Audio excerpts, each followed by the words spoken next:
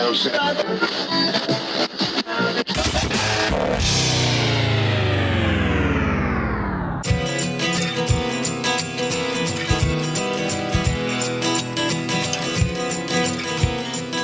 to another episode of the Guys Telling Stories podcast. Welcome back. Welcome, everybody. I'm Rich Douglas. I am Bill Easton. And our producer, Sean's over there behind the glass. He's working hard. There he is. All right, guys. Well, if you're new to the show, welcome. And if you've been listening for a long time, thanks for tuning back in. As always, you can find us online at guystellingstories.com. And check us out on social media. We could use a couple more Facebook likes. And, we're on Snapchat, Bill. Just a couple more, though. Yeah, no, just a few, please. Only a few. Yeah, we're on Snapchat. Yeah, we're on Snapchat, Twitter, Instagram. So please check us out on social media. That is much appreciated. We always love interacting with the fans there. As always, when you go online shopping to Amazon, please go to guystellingstories.com first. Click on our Amazon link. That gives us a cut of your purchase. It doesn't cost you any extra. Amazon just writes us a check, and we love it. Think Amazon? Think Guys Telling Stories. Yeah, speaking of Amazon, we have a new offer, too, that we're promoting. It's free to you. It is called Prime Music. Basically, Prime Music is the only music streaming service with free 2-day shipping. So that's unlimited, on-demand streaming. They got curated playlists, personalized station, and it's all ad-free. Unlimited skipping. You can skip as many times as you need to, and it's playable on all your devices, phone, tablet, Echo, computer, even Fire TV. If you're looking for streaming music, head to our website, guystellingstories.com, and click on the Prime Music button. That's going to get you a free 30-day trial, and everyone can use a little bit more music in their life. Mm-hmm. It's free for you, and if you click that little button, we get a cut of that. All right, let's get to our Try at Home segment. For those of you that are still trying to figure out what that means, these are products that we have purchased ourselves on Amazon and use at home. Is that music? That's why he's been back there the whole time. He's nice music, like it. Sean. Attaboy, Sean, attaboy. I heard that last episode. I did too. I didn't know what he was doing. I didn't say anything. All right. So, yeah, we have these products. We use these products. We love these products. We are not endorsed by these products or anything. We just like telling you about them because we use them. Rich, what do you have? All right, Bill. I have a misting system outside I've been on there. the patio. Misting system is from Orbitz, and basically it's this little tube that you put around an outdoor patio, maybe out on a deck somewhere, maybe if you've been working out, brawling, fighting, boxing, kickboxing. See what you're doing here. Doing some martial arts. This misting cooling system is great for the outdoors. It sprays this super fine mist and connects right to a standard garden hose. Out on the patio, we turn it on. It cools the temperatures by about 10, 15 degrees, and it's easy to use. There's no special tools required, and I just love it. It cools off the whole patio right away. Basically, it creates a curtain of mist in your outdoor space. So head to our website, guystellingstories.com. Check out the pictures of the misting cooling system, and I'll even post a little video of ours, and you can see us using it and see what the patio looks like. We should have done this a lot earlier in the summer. It was a hot summer. Oh, it's still hot, Bill. Speaking of Bill, what do you got for Try at Home? Oh, my gosh. I don't know what took me so long to do this either. You know why? Because it's football season. It is football season. It is time to tailgate. And what I have is the Hitch Safe.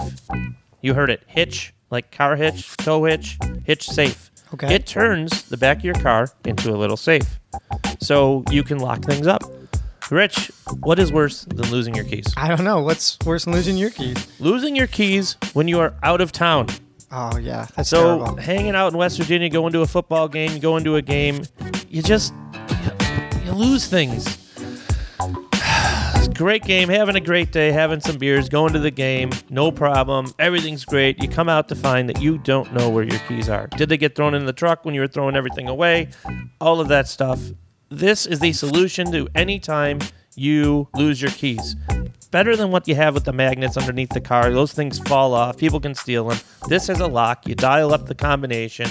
It opens. You slide it open, and you have your spare key inside the hitch. Also, if you want to go leave something else in there, anything you want to leave, money, credit cards that you don't want to bring somewhere, it locks up in your hitch. And no one knows it's there because it's got a cover. So check it out on Amazon. The Hitch Safe. You'll thank me for it later. Yeah, if you like the sound of Bill's Hitch Safe, who doesn't like that peace of mind securing those keys, or my misting system, which it cools you off in the privacy of your own home, head to our website and check out the Try at Home tab. We always post pictures of what these products look like and little videos or cool little links to the Amazon site where you can check them out. And if you like what you see, purchase them. Much appreciated. We get a cut of that. Yes, we do. Nice music, Sean. All right, guys, let's get to our guests. Bill, Guys Telling Stories is a storytelling podcast, and we have never talked to an MMA fighter. No, never. Mickey Gall. Mickey Gall is a fighter out of New Jersey, and he's been in the news quite a bit lately because he called out a mega superstar who held the belt in the WWE for well over a year. A lot of people know his name, CM Punk. Yeah, this is going to be fun. This is I'm wondering if UFC is trying to take a page out of the WWE script of how they use these type of promotions to get new viewers and promote their fighters. Yeah, try to follow us here. We interviewed filmmaker Rory Karff. Now, Rory had 2 shows going on. Mm-hmm. He was filming Evolution of Punk, which was CM Punk training for his first UFC fight. And he also was filming Looking for a Fight with Dana White. Now, while that's happening, these 2 worlds collide because Mickey Gall has his first professional fight, and Dana White is there filming Looking for a Fight. Yeah, it's pretty funny. It's pretty cool. Kind of coincidental for us, too. Yeah, so after this interview with Mickey Gall, if you want to go back and check out Roy Karff's interview, he tells some great, hilarious stories. That guy hangs out with everybody. But let's get to Mickey. I can't wait to give him a call. He said he's training right now. We're going to talk to him while he's driving. Oh, boy. Hope this works. To his training. Yeah, you know what? But we'll hopefully ask him about everything that's happened in the past year and look ahead to the upcoming fight against CM Punk and maybe what he has in store for the future. And if you hear about 45 seconds without any sound, it's because he's going through a tunnel. All right. Well, let's do it. Let's give Mickey a call. Mickey, welcome to the show. What's going on, guys? Thanks for having me. Not too much, man. I know we had to connect while you're driving to training, right? Is that right? Yes, sir. I'm on my way right now. Going to Gracie, New Jersey. Yeah. How long's that commute? Depends. About 30 minutes. Okay. 30, 35. Yeah. Yeah, I was trying to do a little research. It sounded like you're in the car quite a bit, headed to training, basically, like a bunch of times a day. Yeah, man. 2 times a day, Monday to Friday. Wow. Awesome. Yeah. That's quite the schedule. Me too. No way. No, Mickey, I'm being honest with you. I ran a mile today, and my wife texted me. She's like, "Hey, how's your day?" And I was like, "Yeah, I ran a mile." She's like, she sent all these like emoticons, like, "Good job, 10 out of 10." I was like, I had to stop 3 times. It was my first mile. You earned them. It was my first mile in a while, though. So. Oh yeah, man, good for you. No. So, what I wanted to do is take the listeners back maybe, I don't know, about like a year, maybe 2. I might have my timelines off, but I was curious if you could just start out by telling us about that first pro fight where you were calling out CM Punk when Dana White was there for that Looking for a Fight show. Yeah. So I was set to have my pro debut, I think it was November 21st, 2015. And about a month before, I got a call from the owner of the promotion, Frankie Perez, and he's like, "Hey man, I got big news." And I already had I've always had a problem with opponents pulling out and stuff. So I was nervous, like, oh shit, what now? Here we go. Here comes another. Now we're a month out, and another guy's gonna pull out. Right. He's like, "Nah, man, I got big news." He's like, "Dana White's gonna be at the fight." And I was like, "Oh man, that's huge." Yeah. I wasn't sure how to take that because I was like, I mean, yeah, I'm 0-0. I'm gonna be 1-0 after this fight. How do I make the most out of Dana White being on my fight? He's probably not going to be at my next fight or my next, 5 fights. Right. So I was like, all right, there's this one guy in the UFC, CM Punk. He's 0-0. I'm going to be 1-0. That's a like record. So immediately when I got off the phone with Frankie, I was like, oh, I'm going to call out CM Punk after I beat this dude. Oh, man. It's a no-brainer, The right? wheels were turning, yeah. Yeah, it came right to me right away. Yeah, but it takes some balls to actually grab that mic because I'm thinking unless, correct me if I'm wrong, does somebody grab the mic after every fight and always yell something? You know what I mean? Are they always calling somebody out? Nah, usually people get on there and they'll be like, "Guys, want to thank my friends and family," and they'll probably do like a God thing. Yeah. It got quiet. It got real quiet. We watched it. It got everyone paid. It was complete attention to you when you made the announcement, at least on the show. It was cool. I I had a big. I don't know if you saw the thing. I had a lot of people. I had over 100 people. I sold over 100 tickets for that fight. Wow. Everyone was in the orange T-shirts. I've always had great support from my family and friends, and I really think that played a big part of the attention I got, and the reason why I'm in this position I'm in now. This great position, Yeah, I was wondering where we can get one of those T-shirts. I was like, they're all sold out, man. You saw them and you had them, but we're gonna. I plan on rerunning a bunch of the old shirts that we've made and putting them out online after this fight. Yeah, you should. It's a smart idea. Yeah, it really is. You gotta strike while the iron's hot and get some merch out there for sure. Yes, sir. But moving ahead a little bit, you didn't get your wish right away. Dana didn't come up, shake your hand, and say he's all yours. You basically had to. I think he was in the bathroom. No, that was the other guy. Dana was that was Sarah. Sarah said he was gonna wipe his ass with my T-shirt. Oh, that's bullshit. I was like, all right, man. Well, but so they cut to, he says he's interested, and you had another fight. Was it 3-4 months later?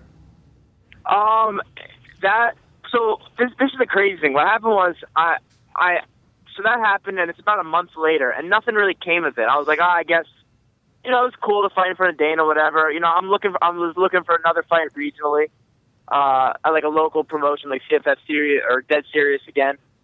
And then I'm watching the UFC. I'm watching Lawler versus Condit with my dad. And all of a sudden, they start showing like a clip for the Dana White looking for the fight. And I was like, oh, hey, look, this is what they were filming at my last fight. And all of a sudden, it's me talking on the UFC pay-per-view. Like, no one said a word to me about this. I didn't know anything about this. Me and my dad's mouths dropped open. We're like, what the we paused it, we recorded it on our phones and shit. That's great. Yeah, it was nuts, man. Because they don't tell you anything. So I found out, and then after I saw that, I'm like, man, there's got to be a reason. They're not just gonna do this for nothing, right? So I got on Twitter and I asked, I went on Twitter and asked CM Punk to fight me. Yeah, what did he say? He didn't say anything. Exactly. He didn't say anything. Yeah. It got like mad retweets, but he didn't say anything. But I hear you. It's like you said. You're sitting there with your dad watching a fight, and all of a sudden your face shows up on this pay-per-view, and so it's crazy. So what happens? All of a sudden, does somebody give you a call like the next week, and the ball starts rolling, or what? Yeah. So that week, right after that was a Saturday night. I started, going online and.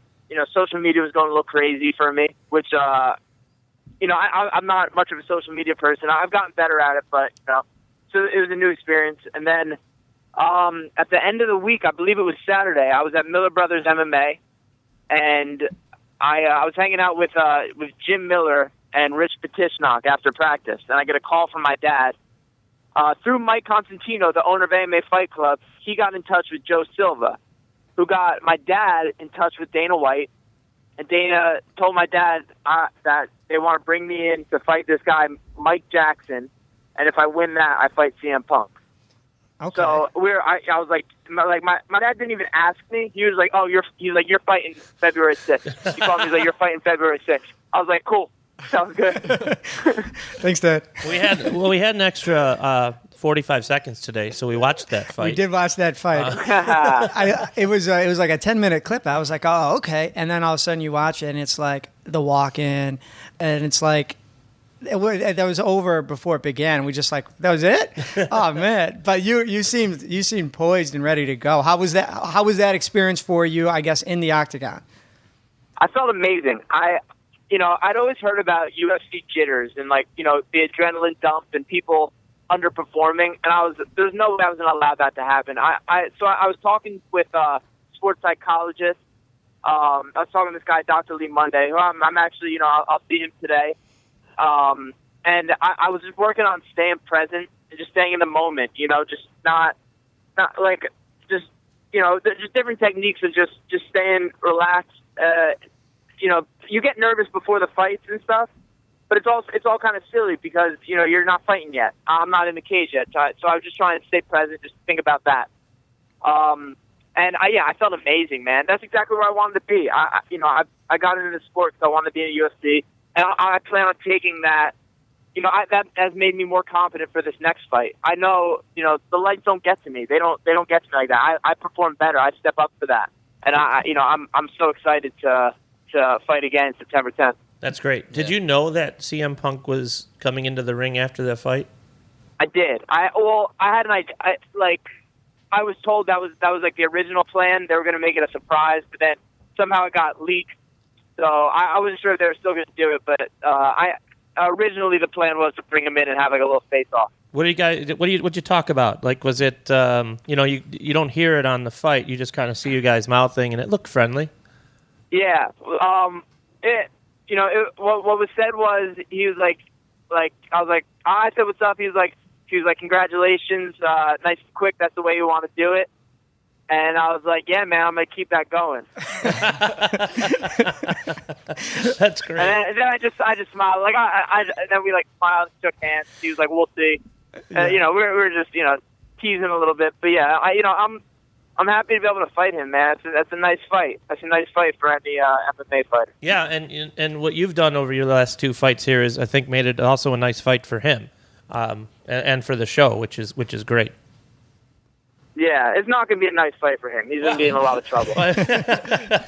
We were watching, it was at the end, I think it was Mike Jackson's fight. You said something. Do you remember what it was? Oh, I remember. If he doesn't. You were like, feed me, I'm hungry. Then what did you say? I like punching people in the faces. Yeah. I like choking them out. Yeah. Punch people in the head, choke them out. Yeah. That's another good T-shirt for you right there. Throw that on the back. It's funny that you say that. There's one already printing of that. Hit heads, choke neck. I love it. That's great. Well, Mickey, if you don't mind, we always like to take the listener back to the beginning. Was anybody in the family in the fighting business, or how did family influence you when you were first getting going? Any good stories from back in the day? I grew up. I have mom and dad. With my dad's Kevin Gall, my mom's Jean Marie Gall. My parents they're divorced. I have my sister Jamie, who's like my best friend. And then now I have two baby sisters. My dad remarried, and I have two baby sisters. So yeah, family is a big thing with me. It's nice, man. I love the heck out of them. It gives me a lot of I've always had a lot of support and a lot of great people in my life. Trying to think, my dad. I never had anyone who was really in a fight. Okay. My dad was a great athlete. He tried out for the Giants. He was a good football player. And my mom was like a track star. So I come from a good breed. Right. And yeah, stories, man. They were just always supportive. I'm lucky for that. There's a lot of guys in the fight game who had to scratch and claw and do this and that. I was relatively comfortable growing up. Or I was comfortable growing up. I had a nice family. And I think that kind of makes me more dangerous. I had that support. And I have the drive that's within me, the MI work ethic. And then I also had the means and the resources around me. So I think that makes me more dangerous. My mom or my dad would drive me to boxing when I was 13 on Saturday mornings at 6 in the morning. The first day I got my license, I drove to jiu-jitsu. Yeah, right. But they used to have to drive me there. This is always my thing. No, the reason I ask is we've been talking to a ton of athletes, people who are making it to the Olympic trials, even people making it to the Olympic Games, and you're always curious, how family plays into that, and it seems like if they're willing to drive you to practice or let you use their car, and they just sort of let you kind of take that path you want to take, you end up it ends up being more valuable than you realize in the moment. So. Yeah, a lot of love and support, man. Absolutely. Well, I would not consider myself a fighter by any means, but to share a story with you, my what I would consider my maybe first and only fight was 4th grade. Richard Russell smacked me in the face on the playground, and Richard. we're playing tag football, and I didn't know what to do, so I just smacked him back, and then he just stared at me, and I stared at him, and then we both just walked away because I think we were too afraid of getting in trouble, and we ended up becoming best friends. What about you guys, Bill? You ever get into? I took a punch on a basketball court because I was dumb enough to hip check somebody who was dribbling the ball instead of playing defense, and He didn't like it, and he got up and smacked me in the face. Did you throw back at him? No, that was my fault. I'm not a fighter. No, I'm not a fighter. I took the punch well, though. Sean, any fights to think about? My favorite, probably the most realistic first fight, we used to do something called locker boxing. You put on your lacrosse helmets and your lacrosse gloves, and you go at it. And there was one kid nobody would fight. He was a year older than me in school, and he was just like the kid with the biggest muscles and most athletic kid. And I was like, I'll fight him. I've been fighting, my older brothers all my life, so I really wasn't afraid. And nobody won the fight, but we traded the entire time. And after that, I got a lot of respect from everybody who was watching. They were like, "Whoa, don't mess with Sean. Like, he can keep up with that kid. Nobody else wants to mess with him." So that was it was fun. Well, Mickey, bringing it around to you, from growing up, maybe it was high school, college, anything like that, what would you consider your first fight, like outside of, amateur or professional? In the summers, my grandparents, their house was down the shore in Long Beach Island, which is it's a nice little like shore town in LBI. It's not the Jersey Shore you see on STV, right? But it's the Jersey Shore. It's a real Jersey Shore. And down there, this is probably my first fights probably came with this kid who was like my neighbor down there. This kid, Charlie Herrera, who I see all the time. I still see him down there. He lives 2 hours away from me. He was like a couple years older than me, and was big as heck. He's probably over 300 pounds now. And we used to have some epic little wars growing up. Like we'd be best friends, and then we get into a fight. And then, we probably both go away like crying, and then we come back and we'd be friends again. I can't remember a particular first fight, but it was probably with my buddy Charlie. Yeah, those ones are always fun. And Sean mentioned that, playing around with neighborhood kids, brothers, stuff like that's fun. I mean, when you decide to start taking it more seriously and technique and training comes into play, it's a whole nother story. But I just love hearing like the childhood stuff. So, if you don't mind, we'll move you ahead a little bit. You're like a well-educated guy. You went to college, right? Graduated? Yeah, I went to. That's where my last street fight happened too. I went to Rutgers, which is in New Jersey. I graduated in 4 years. I would train like 2 times a day, even in college. I drive to Gracie, New Jersey, where I'm headed right now, and I go to AMA Fight Club, and I practice in the morning, and then I go to whatever class I can make it to, and then I go to practice again at night. But school was never my favorite, but it was important to my family that I went to college and stuff. So I got in there and did what I needed to do to get by, and graduate with good enough grades. Oh, right on, yeah. So, yeah. Moving it ahead, what's the past year been like for you then? I can only imagine, one of the connections to us is we just talked about your first professional fight, your debut, and that show Looking for a Fight was being filmed there. We were actually talking to the director of that, Rory Karff, and those two worlds are kind of like coming together. So, have you been being filmed at all for this upcoming fight? Yeah, the Evolution of Punk show, the first 2 episodes have aired the past 2 Mondays. I'm going to be on the next 2 episodes. They came out in, I know they were filming a little bit out there. They used some for looking for the fight, and I think they are going to use some for this show. And then they came out to Jersey with me and filmed with me for 2 days. So I think, I think the last episode I'm going to be pretty heavily featured in. That's cool. Yeah, it's exciting. Yeah, It sounds like you've been at it forever, man. You mentioned boxing classes, at the age of 13, jiu-jitsu classes at the age of 16. It sounds like this is years and years in the making. It sounds like you're ready for this. Yeah, man, I was born to do this. I love this. This is, I get to play war with my friends all day, and then I get to go beat someone up in front of a bunch of people. It's a lot of fun. I bet, man. Yeah, that's cool. You have it together for 24. Also, I know that's a little young. Is that something?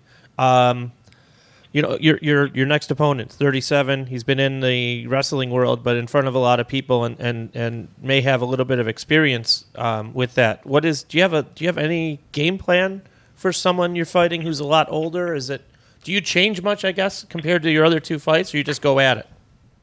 No, I just, I've improved a lot of things since that last fight. I've been on the shelf for I don't know, about 6 months. You know, I haven't had a fight, and I've really made the most of this time. I put on muscle, put on weight. I'm stronger. I fought like the version of me that fought that you guys watched win in 45 seconds. I bodied that dude up now. I beat that guy. I'm better. I beat myself from 6 months ago or whenever it was. Just don't punch yourself in the face. Up stuff. Say again? Don't punch yourself in the face. No hit head. Nah. But I cleaned up a lot of stuff, and I don't plan on. I don't really the game. You know, there's not much film to go on with this guy, and even so, the plan is to force my game on him. I'm not gonna. There's not much I need to change on my opponent's account. You know, I plan on going in there, making him fight my fight, putting a pace on him that he can't keep up with, and then I think what's gonna happen is I'm gonna hit him hard, drop him, just like all my fights, man. And if he stays awake, I'll break something off or choke him out. Well, Mickey, it sounds like you got a good crew that you're training with. You guys have been at it for years. What would you say is like the difference between, a guy like you, the guys you've been training with, and then somebody that is a little less experienced, somebody that's only been training basically a year and a half, 2 years? It's a world of difference. It's not even it's hard to say. It's almost like I've been speaking a language. I'm an 8-year-old.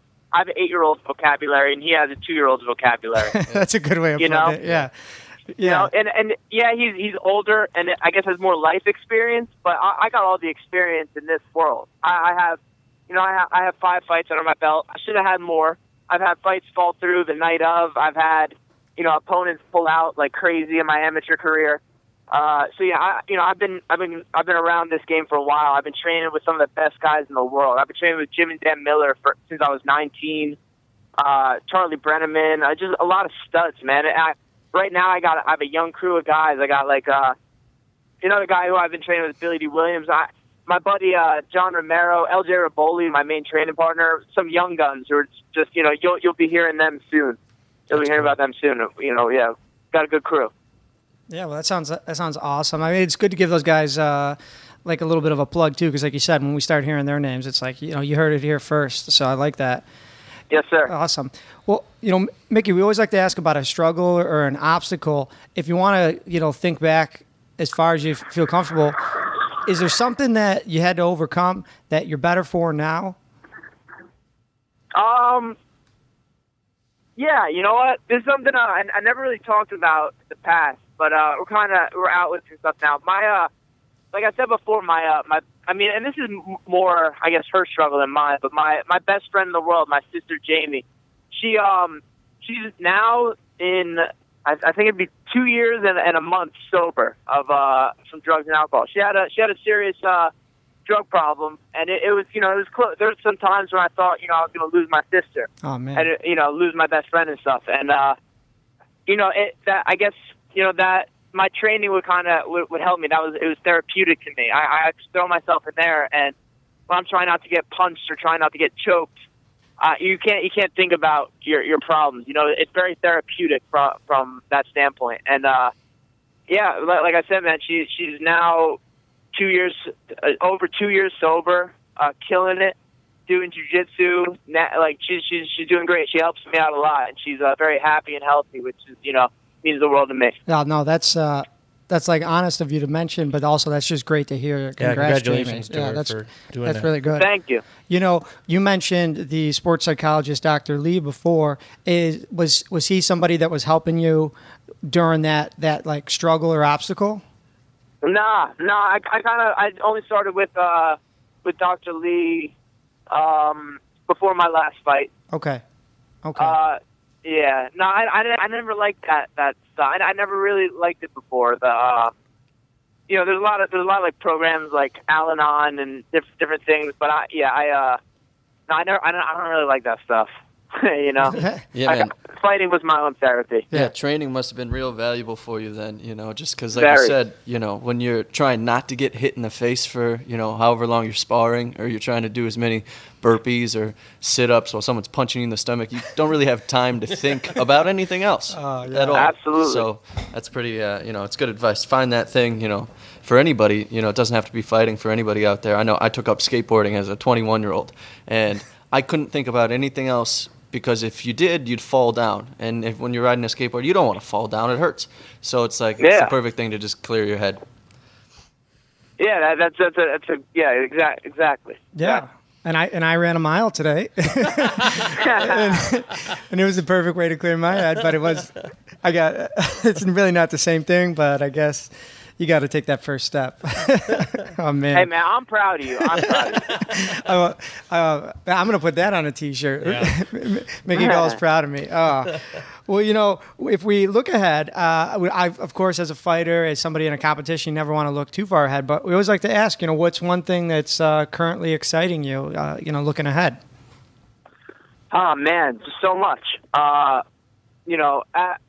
Yeah, like you said, I'm not looking past his opponent, but yeah, I've been training for him like he's a world champion. I want to be able to get in there and show the best version of myself. And Cam's getting to the end of it now, and I'm very proud of the work I put in and what we've done over this time, me and my team. But yeah, man, there's a lot of exciting things going on. I can't wait to fight the real killers of the UFC, the real, for lack of a better word, the real motherfuckers, the real, the tough guys. I want to fight them. I want to get some wars. I want to get, and eventually, although, I just want to be, my dream is to be a UFC fighter and UFC champion. So I'm looking forward to being a UFC champion. Hell yeah, man. I'm a big fight fan, so I'm going to be real excited, having talked to you now, having a little personal connection, watching you kick some ass out there. Oh, thanks, bro. Absolutely.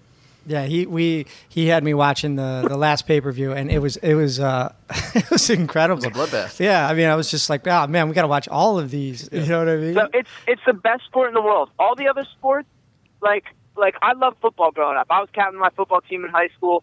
But when you think about it, like that's all simulated war. Like you're on this side, I'm on this side. Don't let them get here. Basketball, we're gonna put this ball in the hoop. But really, we're just simulating war, and this is the most pure sport. It's war. It's two people going in there, and and the most interesting thing that can happen in like a hockey game is when they start fighting. You know what I mean? Yeah. And that's all this is. It's the most pure sport. I love it. I'm very thankful for it. Yeah, well, let's ride off into the sunset. Mickey, anybody that's looking to kind of take that first step, or any advice you'd give to somebody that hasn't done it yet? Go do a jiu-jitsu class. Jiu-jitsu is great. It's fun. Just throw yourself in there, man. And you know what? In jiu-jitsu, a lot of people they're just kind. Like there's a lot of nerds who do jiu-jitsu and are killers. You know what I mean? It's fun. Yeah. The thing with jiu-jitsu is like you have submission. So you get to a point where someone's in a submission, you tap out, and I remember in my first few weeks, I'd get tapped out like 8-10 times a class at least. Right. And it's like playing a virtual reality video game. You get in a position where your arm's gonna break or you're gonna get choked out. You tap out. You just hit reset, and then you go back and you do it again. And you just get the practice without punching each other. So there's no, there's rarely blood, and you're not getting brain trauma or anything like that. Black eyes. It's really fun. I really can't recommend Gracie Jiu-Jitsu enough. Okay. Yeah, that's good advice, and you're right too. I'm thinking of these cut, ripped guys walking in thinking they're like the coolest guy, and you get this nerdy guy over there who probably has never had a girlfriend or something, and he could just wreck you. No, he could just wreck man, you. It keeps everyone's egos in check because no matter how big and tough you are, your first day in there, you're getting tapped out by anyone who wants to tap you out. Anyone who's been there for a year, they're tapping you out. I don't care who you are. Pick the biggest guy in the world. If The Rock comes in, I'm tapping his ass out 10 times if I want it. Yeah, right. So it really keeps. And then the people who can't deal with that, like the assholes, they get phased out because their ego can't handle that. It's a good check on your ego. Right on, right on. Well, Mickey, this has been great, and I know we got to get going because you have to train. So I want to be respectful of your time, but I'd love to talk to you again. Follow up with you after the fight and see where things are headed. 6 months, a year. It's pretty exciting stuff. Yeah, anytime, guys. Yeah, actually, I'm just pulling into the parking lot now. But yeah, anytime you guys want to talk, let me know. I really appreciate you guys having me on. Mickey, we forgot to ask you up front, so we'll mention it in the intro. But can you plug that social media just one time? Sure. At Mickey Gall. Just my name on everything. MickeyGall. Mickey like the mouse. All right. Well, Mickey, this has been a great, much appreciated. Thanks for the time. Guys, this has been another great episode of Guys Telling Stories. I'm Rich Douglas. I'm Bill Easton. I'm Sean. All right. Till next time. Yep. Mickey Gall. Mickey Gall. All right. What an episode, Bill. Yeah, that was fun. Yeah, I'm excited for Mickey Gall. Yeah, me too. I'm excited for the fight, too. I'm pretty excited for the fight. We should go watch the fight somewhere. Yeah, we're definitely going to check this out. I was even thinking we should make some Mickey Gall T-shirts. I definitely want to run that by him, though. Wait a minute. I'm not getting dressed up for it. Mickey Gall, if you're listening to this, we'd love to make some Mickey Gall is proud of me T-shirts. Punch head, choke neck. No, he's making that one. He said that. Oh. That's his. No, I want my own shirt, Guys Telling Stories T-shirt. Mickey Gall is proud of me. He is proud of you. Yes, he is. Because you ran an 8-minute mile today. I wish it was 8 minutes. Well, if you like what you heard, you can go back and check out a few of the past episodes too, Bill. Mm-hmm. Yeah, we had Christopher Harris last week. It's not too late to check up on your fantasy football. And also our episode with Rory Karff. Yeah, Rory, 2 weeks ago. Yeah, he's the mastermind behind Looking for a Fight and Evolution of Punk. And those worlds have collided. And that's why I think, in a lot of ways, we were talking to Mickey Gall today. That's why we're all here. Yeah. Rory Karff. Guys, as always, you can help the show by subscribing on iTunes and checking us out on social media. Mm-hmm. Until next time, I'm Rich Douglas. I'm Bill Easton.